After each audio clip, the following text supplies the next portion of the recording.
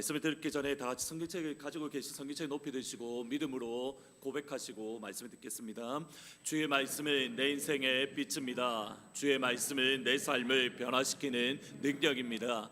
주의 말씀에 내 마음의 문을 엽니다. 듣고 깨닫고 말씀대로 살기 원합니다. 아멘. 오늘 읽으셨던 말씀은 예수님의 유명한 비유 중에 하나입니다. 내용은 대단히 간단합니다. 하나님 아버지에게 두 아들이 있었는데 그 중에 막내 아들이 자기가 앞으로 받게 될 유산을 미리 달라고 떼를 씁니다. 아버지는 둘째 아들의 이 말도 안 어이없는 요구를 하나부터 끝까지 모두 들어주었습니다. 이제 돈과 자유를 얻게 된 막내 아들은 아버지의 손길이 전혀 닿지 아니하는 먼 나라로 가서 그 재산을 순식간에 탕진합니다. 모든 것을 잃어버린 후에 이제는 돼지 음식을 먹는 지경, 아니 더 나아가 돼지 음식조차도 먹지 못할 그런 인생의 나락에 떨어지게 되었습니다. 인생의 가장 밑바닥을 경험한 그 순간에 아버지의 집을 그리워하게 되었고 이제 둘째 아들이 아버지의 집으로 돌아간다라는 내용입니다. 줄거리에서 알 수 있듯이 예수님의 이 비유는 일반적으로 탕자의 비유 또는 방탕한 아들에 대한 비유로 잘 알려져 있습니다. 그래서 영어를 보시면 대부분 The Prodigal Son, 아들이라는 말에 대해서 The Prodigal Son이라는 아들에 대해서 강조점을 두고 있습니다. 그런데 뉴욕에서 목회하시는 리드머 교회에서 목회하시는 팀 켈러 목사님이 이 비유에 대한 책을 내셨는데 책 제목이 사실은 대단히 흥미롭습니다. The Prodigal God, son에 대해서, 아들에 대해서 강조점을 두시는 것이 아니라 똑같은 prodigal이라는 말을 son이 아니라 God, 하나님에게 두고 있습니다. 이대로 번역하면 이렇습니다. prodigal이라는 말은 낭비가 심하다 또는 낭비벽이 있다라는 의미로 그대로 번역하면 낭비벽이 심한 하나님. 그래서 이걸 한글 번역본에는 탕부 하나님, 탕자의 이야기가 아니라 탕부 하나님으로 번역을 했습니다. 프라디걸이라는 이 말에 사실은 두 번째 의미가 있는데 남김없이 모두 다 사용하다라는 이러한 의미가 있습니다. 이 경우에는 이렇게 번역이 가능합니다. 남김없이 모두 쏟아 부으시는 하나님 또는 남김없이 아버지가 하나님께서 가지고 있는 모든 것을 사용하시는 하나님. 팀 켈러 목사님은 아들의 관점을 두신 것이 아니라 오히려 하나님에게 초점을 두고 있습니다. 두 아들을 향한 아버지의 사랑은 말 그대로 그 아버지가 가지고 있는 모든 것을 두 아들에게 남김없이 쏟아붓고 있기 때문에 이 책 제목처럼 프라디걸이라는 이 말은 son이 아니라 아버지에게 또는 하나님에게 사용되어지는 것이 당연합니다. 이렇게 본문을 다시 한번 읽어보시면 예수님께서는 처음부터 강조점이 아버지에게 있는 것을 보게 됩니다. 또 이르시되 어떤 사람에게 두 아들이 있는데, 저희들이 알고 있는 탕자의 비유로 알고 있는 예수님의 이 비유는 사실은 처음부터 두 아들을 가지고 있는 어떤 사람 또는 두 아들이 가지고 있는 한 아버지에 대한 말씀입니다. 예수님의 초점은 두 아들이 아니라 아버지에게 놓여져 있습니다. 여기서 저희들이 가져야 될 첫 번째 교훈이 있습니다. 탕자는, 저희들이 알고 있는 프라디걸 son이라는 탕자는 아버지와 관계의 문제이지 그가 도덕적으로 또는 윤리적으로 타락했는가의 문제가 아니라는 겁니다. 다시 한번 들어보셔야 됩니다. 예수님께서 탕자의 비유를 말씀하실 때에 탕자의 정의는 그가 도덕적으로 옳은가 또는 윤리적으로 바른가 여기에 따라서 탕자로 정의하는 것이 아니라 아버지와의 관계 속에서 그가 탕자로 정의되어지기도 하고 또는 바른 아들로 정의되어지기도 하는 겁니다. 먼저 둘째 아들이 탕자라는 것은 더 이상 설명을 드릴 필요가 없을 것 같습니다. 우선 둘째 아들의 아버지를 향한 요청을 보시면 아버지의 재산 중에 앞으로 미래의 나에게 돌아올 분깃, 곧 유산을 나에게 달라라고 말을 합니다. 근데 가만히 생각해 보시면 이게 얼마나 어이없는 말인지 알 수가 있습니다. 이 말은 이스라엘 문화, 우리나라 문화에도 그렇겠지만 어떤 의미와 똑같냐면 아버지 빨리 죽으십시오라는 말과 똑같습니다. 왜냐하면 유산은 말 그대로 유산입니다. 부모님이 아버님이 소천하신 이후에 그 제사 자녀들에게 소유권이 넘어가는 것이 우리가 알고 있는 유산입니다. 그런데 여전히 아버지가 정정하신데 자기에게 돌아올 몫을 미리 달라고, 그것도 어떠한 이유 목적이 있어서가 아니라 그냥 자기가 그것을 누리기 위해서, 향유하기 위해서 그것을 달라고 하는 것은 결코 옳은 행동이 아닙니다. 그런데 이 말도 안 되는 행동에 아버지의 반응이 이렇습니다. 그 둘째가 아버지에게 말하되 아버지, 각 재산 중에서 내게 돌아올 분깃을 내게 주소서 하는지라 아버지가 그 살림을 각각 나누어 주었더니, 아버지가 그 살림을 각각 나누어 주었다라고 말을 합니다. 여기서 나누어 주다라는 이 말은 어떤 것을 구분하다 또는 할당하다라는 의미가 있습니다. 그러니까 아버지의 행동은 어떤 행동이냐면 실제로 이만큼의 재산을 떼어서 둘째 아들에게 소유권을 넘겨준 것이 아니라 아버지가 가지고 있는 재산의 이만큼은 첫째 아들 몫이고 이만큼은 너의 몫이다라고 재산을 구분해 주는 겁니다. 여전히 이 시점 가운데서도 재산에 대한 소유권은 아버지에게 놓여져 있지 여전히 두 아들에게 있지는 않습니다. 이것을 알 수 있는 것이 이후에 첫째 아들이 아버지 내게는 염소 새끼 한 마리라도 주어서라는 말을 볼 때에 아들은 아버지의 재산을 마음대로 여전히 처분하지 못하는 것을 보면 어느 정도 힌트를 얻을 수 있습니다. 여전히 자기의 재산이 아님에도 불구하고 둘째 아들은 며칠이 지나지 않아서 자신에게 구분되어진 재산을 모두 팔아서 현금화했습니다. 아마도 아버지가 가지고 있던 땅이 제법 명당이었던 것 같습니다. 매물로 내어놓자마자 얼마 되지 않아서 곧 팔렸습니다. 꽤 큰 돈을 모은 이후에 아버지의 손길이 닿지 않는 먼 외국으로 떠납니다. 그 재산을 허랑방탕하게 모두 낭비했습니다. 이후에 첫째 아들의 표현을 보면 장녀들과 함께 아버지의 재산을 삼켰다라고 할 정도로 대단히 방탕하게 사용한 것을 볼 수 있습니다. 이 둘째 아들을 향하여 그 어느 누구도 왜 탕자라고 부릅니까? 라고 이론을 제기할 사람은 없습니다. 말 그대로 탕자입니다. 방탕한 아들입니다. 도덕적으로 볼 때나 윤리적으로 볼 때에 분명히 이 둘째 아들은 잘못되었습니다.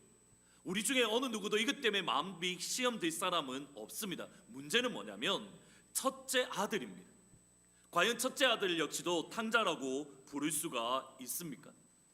둘째 아들이 돌아오던 그날에도 집에 잔치가 있음에도 불구하고 첫째 아들은 과연 무슨 일이 벌어졌는지 알지 못할 정도로 밭에서 열심히 일을 하고 있었습니다. 그 스스로하는 고백이 이겁니다. 내가 아버지의 명을 한 번도 어긴 적이 없습니다. 내가 친구들과 내가 마음껏 놀아본 적도 없습니다.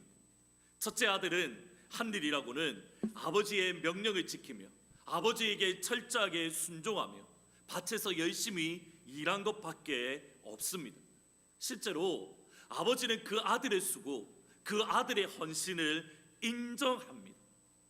그런데 저희들이 아시다시피 오늘 본문을 읽어보셨지만 예수님의 첫째 아들에 대한 평가를 보시면 둘째 아들과 똑같다라는 것을 알 수 있습니다. 우선 둘째 아들은 아버지의 재산에 관심이 많았고 그 재산을 마음대로 사용하려 했습니다.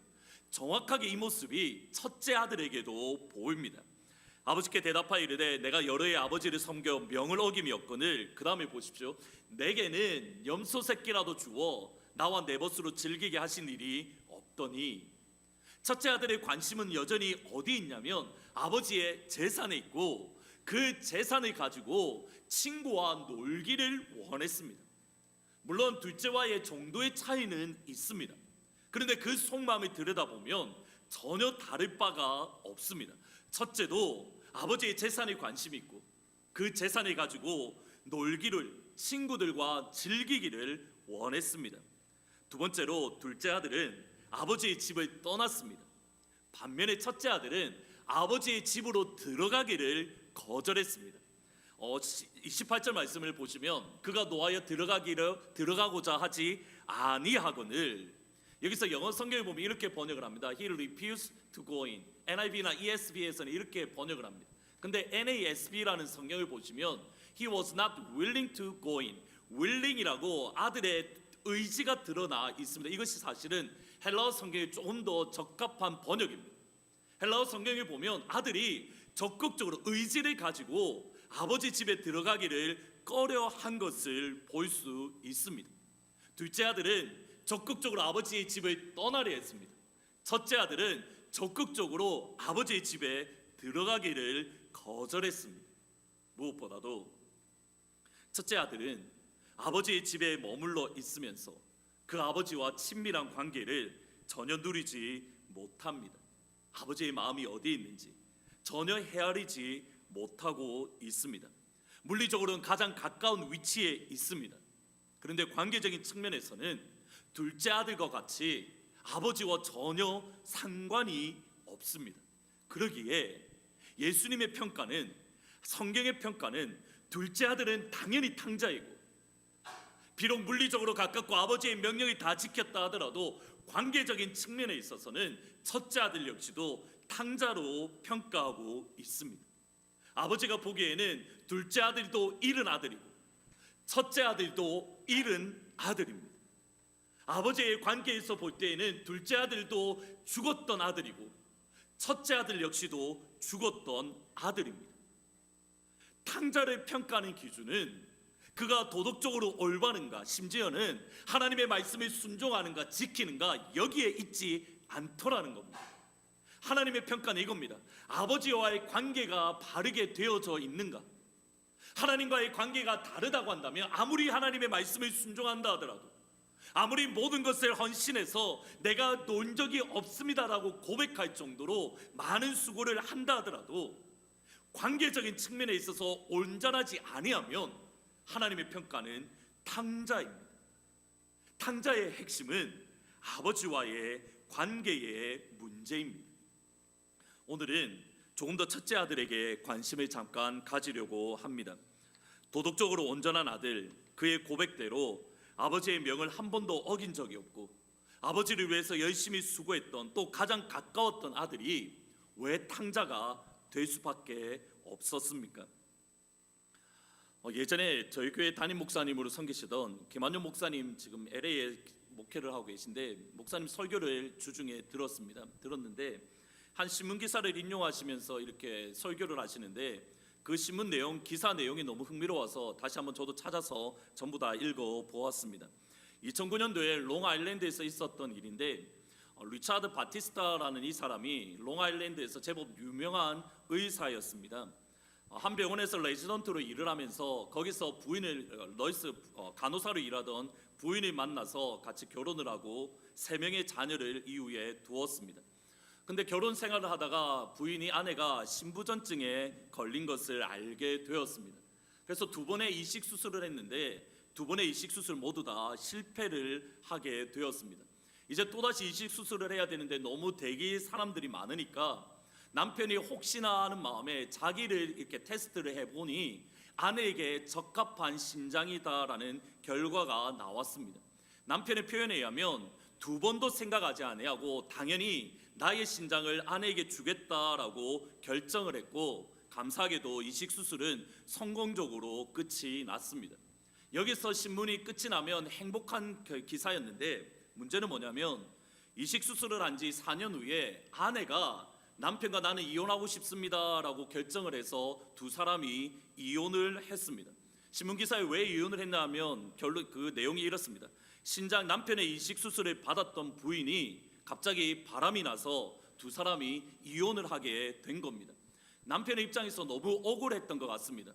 내가 신장까지 주었는데 내 신장을 받았음에도 불구하고 바람을 피고 이혼했던 것이 억울했든지 어떤 소송을 냈냐면 내 신장을 돌려달라고 그러한 소송을 법원에 냈습니다.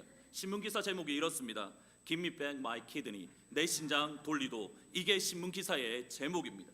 물론 아내의 입장을 살펴보았는데 남편이 먼저 바람 폈기 때문에 나도 맞바람 폈다라고 그렇게 주장하는 것을 읽었습니다. 정도의 차이는 있겠지만 사실은 남편의 이 마음이 우리의 마음이고 우리가 이 땅을 살아가면서 경험하는 내용들입니다. 우리는 이해 관계 속에서 주고받는 것 당연하게 여깁니다. 그가 나의 아내이고 내가 사랑하는 한도 내에서는 나의 모든 것, 심지어 나의 심장까지도 내어줄 수 있습니다.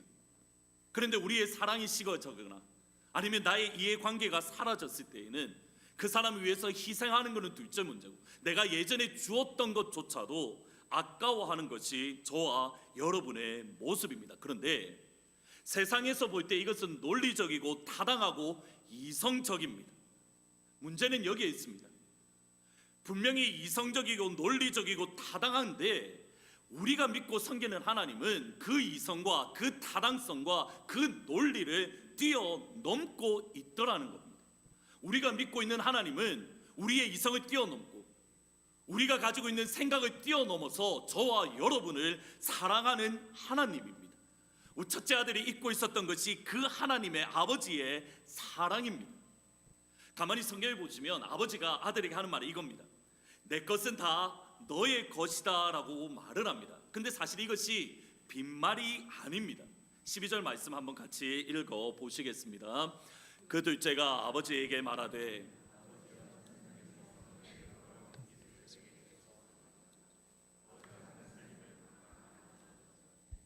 여기서 살림이라는 단어를 좀 유의 깊게 보실 필요가 있습니다. 둘째 아들이 아버지에게 달라고 했던 게 뭐냐면 분깃이라고 되어져 있는데 헬라어로 보면 파르트, 재산의 일부, 그리고 정확하게는 땅 중에 일부를 나에게 주십시오라고 둘째 아들이 이렇게 요구했습니다. 근데 아버지가 하시는 게 뭐냐면 살림을 각각, 그러니까 첫째 아들과 둘째 아들에게 나누어 주었는데 살림이라는 헬라어 단어가 뭐냐면 비오스, 생명이라는 단어입니다. 보셔야 됩니다. 둘째 아들이 아버지에게 요구한 것은 재산을 달라라고 요구합니다. 근데 아버지께서 실제로 아들에게 준 것은 그 아버지의 생명을 그에게 주었습니다. 둘째 아들은 재산을 나에게 주십시오라고 했는데 아버지가 그에게 실제로 준 것은 그의 생명을 그 아들들에게 허락해 준 겁니다.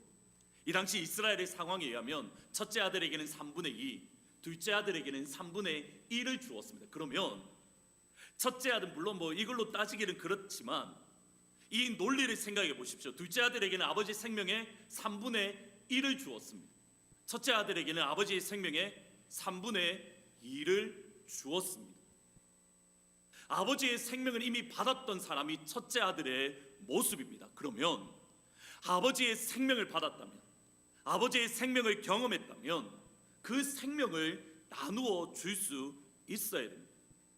아버지가 생명을 나누어 주었던 것처럼 첫째 아들 역시도 자기가 받은 생명을 나누어 주는 자리에 설 수 있어야 됩니다. 도덕적으로 윤리적으로 옳고 그름의 문제가 아닙니다. 첫째 아들의 말을 가만히 생각해 보십시오. 모두 다 맞는 말입니다. 틀린 말 하나도 없습니다.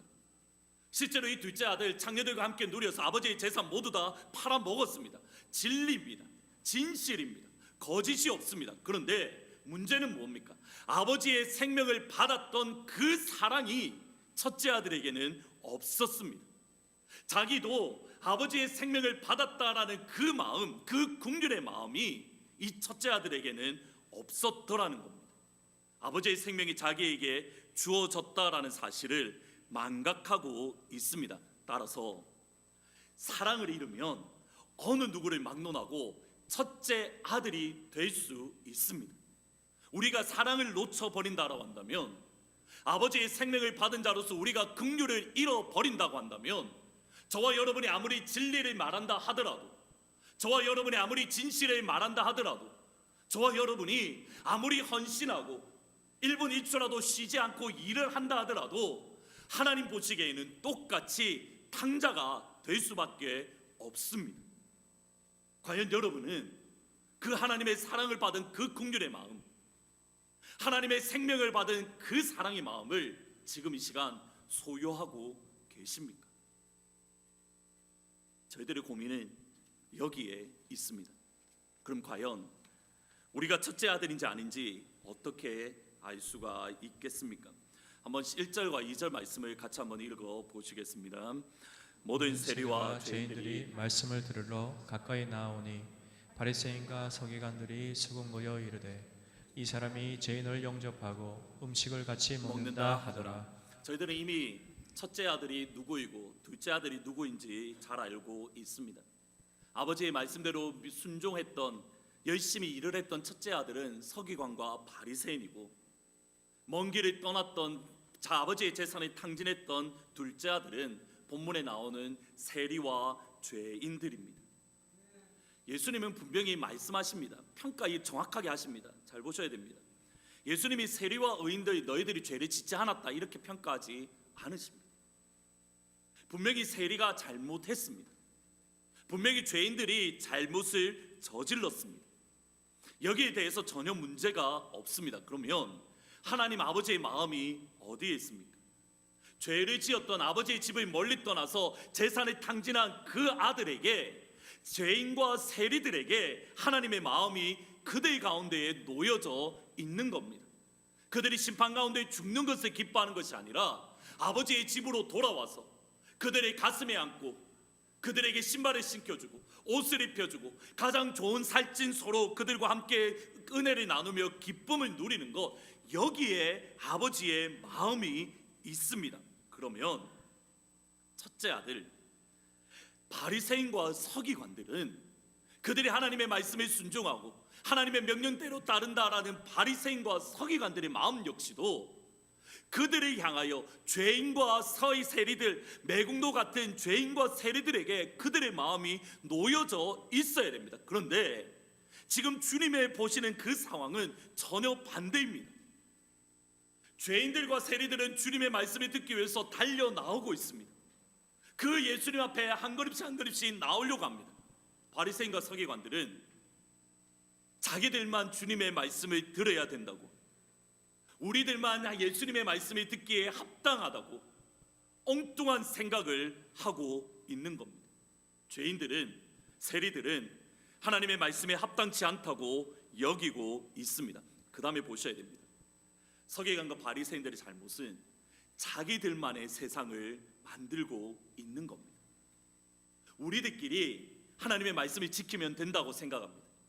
우리들끼리 하나님께 순종하면 된다고 생각합니다. 우리들끼리 하나님 앞에 온전히 예배드리면 된다라고 생각을 하고 그 사람들끼리 모여서 교제 나누고 예배드리고 함께 생활을 합니다. 그리고 그곳이 천국이라고 착각하고 있습니다. 예수님이 말씀하시는 천국이 어떤 곳인지 아십니까? 예수님의 별명이 이렇습니다. 세리와 죄인들의 친구로다. 세리와 죄인들의 친구로다. 이것이 예수님의 별명입니다. 예수님은 바리새인과 서기관들을 즐겁게 여기셨습니다. 여기에 우리가 첫째 아들인지 아닌지 알 수 있는 길이 있습니다. 과연 우리 교회는 어떤 교회로 지금 불려지고 있습니까? 아니, 여러분은 어떤 교회로 불려지기를 원하십니까? 하트포드 제2장로교회가 죄인과 세리들의 친구로 불려지고 있습니까? 아니면 우리들끼리 죄인과 세리를 멀리하는 우리들만의 천국입니까? 다르게 말씀을 드리면 하트포드 제2장로교회는 오늘날 한국에서 한국일과 미국 교회에서 가장 이슈가 되는 동성애자들의 친구입니까? 우리 하트포드 제2장로교회는 노숙자들의 친구입니까? 우리 하트포드 제2장로교회는 매국노들의 친구입니까? 예수님께서 구약 성경에 보면 천국을 예언한 말씀들이 있습니다. 가령 이사야 60장 1절과 2절에 보면 이런 말씀이 있습니다. 일어나라 빛을 발하라 이는 내 빛이 이르렀고 여호와의 영광이 내 위에 임하였음이라. 보라 어둠이 땅을 덮을 것이며 캄캄함이 만민을 가리려니와 오직 여호와께서 내 위에 임하실 것이며 그의 영광이 내 위에 나타나리니. 이사야 40장부터 66장까지는 하나님께서 이스라엘의 회복을 말씀하시면서 그 이후에는 천국을 뜻하는 말씀으로 저희들이 이해하시면 됩니다. 그럼 보십시오. 일어나라 빛을 발하라 내 빛이 이르렀고, 그 다음에 보셔야 됩니다. 여호와의 영광이 내 위에 임하였습니다. 앞 페이지 한 번만 넘겨주시겠습니까? 여호와의 영광이 내 위에 임하였습니다. 그리고 여호와께서 내 위에 임하실 것이며 그의 영광이 내 위에 나타나리니 하나님께서 함께 하신다는 말씀입니다. 이거 천국입니다. 누가 뭐라 해도 이거 천국의 모습입니다. 그런데 하나님께서 예언하신 천국의 모습은 여기서 멈추지 아니하고 그 다음 말씀까지 넘어갑니다. 한번 같이 읽어 보시겠습니다. 나라들은 내 빛으로. 여기서의 나라는 누구입니까? 여기서의 왕들은 누구입니까? 하나님의 말씀을 지키는 하나님께서 택하신 이스라엘 백성들이 2절까지의 내용입니다. 하나님의 말씀을 지키고 하나님의 택하신 이스라엘 백성들이 가운데 하나님의 영광이 임하면 어떤 일이 벌어진다는 겁니까? 너희들이 멸망시켰던 바벨론이라는 나라가 너희에게 나올 것이라. 너희를 그토록 괴롭히는 아수르라는 나라가 너희에게 나올 것이라. 너희를 그토록 괴롭혔던 애굽이라는 나라가 너희에게 나올 것이라. 죄인들이 하나님 앞에 나온다라는 의미입니다. 하나님께서 말씀하시는 천국은, 성경이 말하는 천국은, 하나님 앞에 바르게 살고자 하는, 아니 이 땅 가운데 우리가 경험해야 될 천국은 하나님의 말씀에 순종하고 하나님의 뜻대로 살고자 하는 사람들만 모인 곳이 천국이 아니라는 겁니다. 성경이 말하는 천국, 저와 여러분이 이 땅 가운데 누려야 될 천국은 물론 우리들이 하나님의 말씀을 지키려고 헌신해야 됩니다. 첫째 아들처럼 내가 친구들과 쉬지도 않고 놀지도 않았습니다라고 하나님 앞에 고백할 수 있어야 됩니다. 그러나 그 사람들만 모여 있을 때에는 천국이 아닙니다. 하나님께서 원하시는 천국은 그러한 사람들이 모여 있는 그 자리에 누가 온다는 겁니까? 죄인 중에 괴수가 그 자리에 나올 때에 그 가운데에 천국의 기쁨이 임하는 겁니다. 우리들끼리 천국을 만들고 우리들끼리 좋은 세상을 만들고 우리들끼리 마음이 맞으니 우리들끼리 살아갑시다. 그게 천국이 아니라는 겁니다. 내가 가장 싫어하고 내가 가장 미워하고 난 저 사람 없으면 교회 갈 수 있다라고 하는 그 사람이 하나님의 교회에 나올 때에 내가 가장 싫어하고 내가 가장 미워하는 그 사람이 나와 함께 신앙생활을 하는 그곳이 다름 아닌 성경이 말하는 천국의 모습입니다. 오늘 읽으셨던 본문의 말씀 앞부분을 보십시오. 두 가지 비유가 나옵니다. 잃어버렸던 드라크마 비유, 그 다음에 잃어버렸던 드라크마 비유, 갑자기 또 하나 기억이 안 나는데 그 비유가 나옵니다. 둘 다 어떤 비유냐면 잃어버린 것을 찾은 겁니다. 천국은 잃어버렸던 자를 찾을 때에 천국의 기쁨이 임하는 겁니다. 우리 교회에 언제 천국이 임하겠습니까? 우리 교회에 언제 천국의 기쁨이 임하겠습니까? 예수 잘 믿는 사람 많아야 됩니다. 하나님 앞에 말씀대로 살고자 하는 사람, 이 자리에 여러분들이 다 되시기를 진심으로 축복합니다. 동시에 어쩌면 하나님을 저주하고 성경을 불태우고 예수의 이름을 모욕하고 예수 믿는 것 때문에 나의 뺨을 때리던 그 사람이 우리 교회에 올 수 있어야 됩니다. 여러분이 가장 싫어하고 같이 있기조차 싫어하는 그 사람이 이 자리에 나올 때에 이 땅 가운데에 천국의 기쁨을 체험할 수 있을 줄 믿습니다. 기억하셔야 됩니다. 이 땅에서 저와 여러분이 경험하는 천국은 의로운 사람만, 정의로운 사람만 있는 곳이 아니라 죄인들이, 세리들이, 장녀들과 함께 기뻐하고 함께 즐거워하는 곳, 그곳이 다름 아닌 하나님의 천국입니다. 이 천국을 같이 누리시기를 주의 이름으로 축복합니다.